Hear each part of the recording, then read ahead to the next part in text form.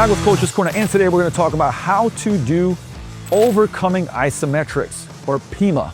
Right? Yielding we call HIMA, and then I would say overcoming is PIMA. Right? Now, what that means is like we're going to push into an immovable object to create force. And it's one of the best ways to create a ton of force in a safe way.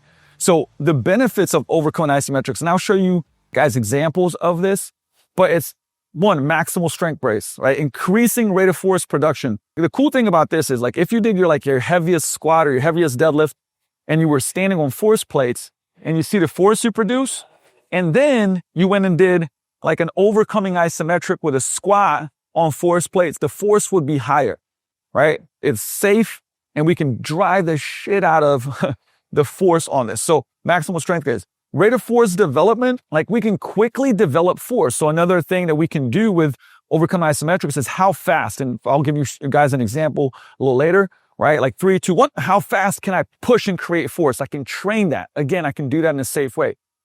Something called post-activation potentiation, PAP, which means that like I can create a really high amount of force, get a lot of those high threshold motor units activated, rest, and then do something explosive.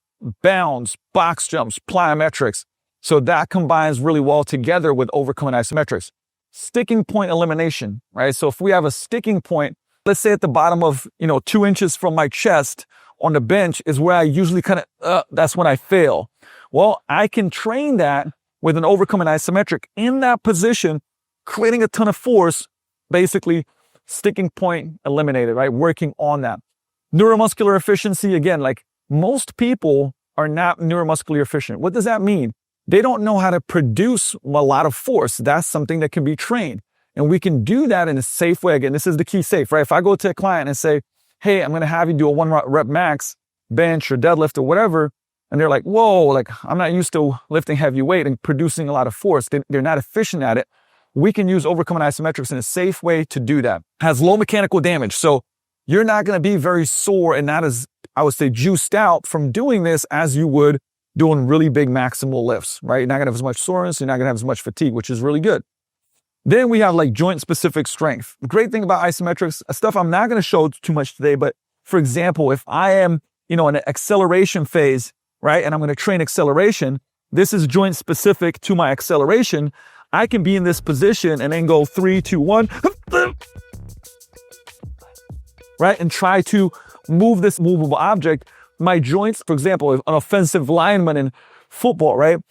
I can create those same joint positions and train those specific joint positions and get them stronger, right? Which is a great thing.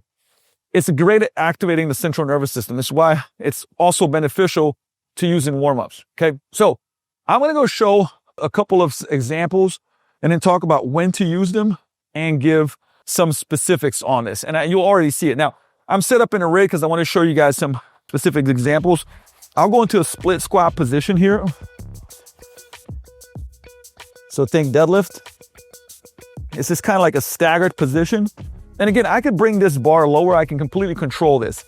And with the overcoming isometric, there usually be somewhere from 3 to 10 seconds per set. I'm going to go for 5 here, right? So I'm going to go 1, 2, and then drive.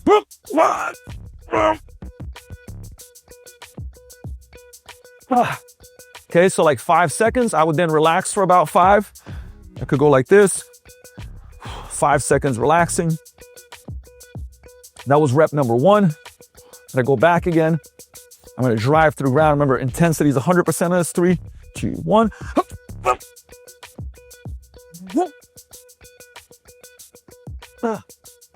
Right, so that was 2 reps of 5 seconds. In a lot of scenarios, I might do 3 reps, right? 3 reps, 5 seconds, 5 seconds break in between. Okay, again, you can see that was a pretty high joint angle.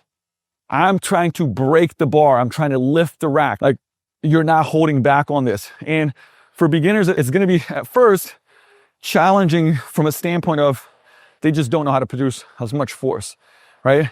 But that is a split squat example, okay?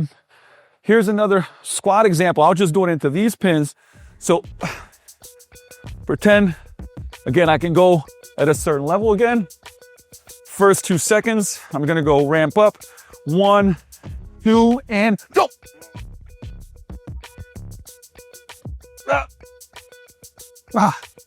Right, and I'd rest 5 seconds, and I'd go and do that for another 2 sets.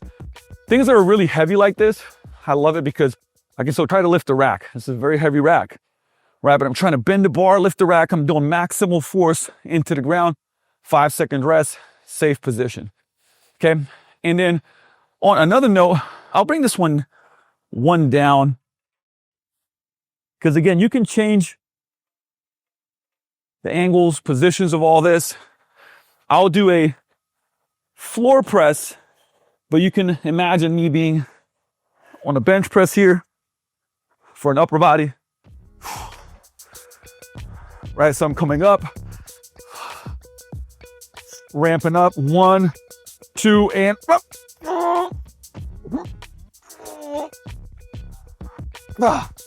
I'd rest 5, 4, 3, 2, 1, 1, 2. All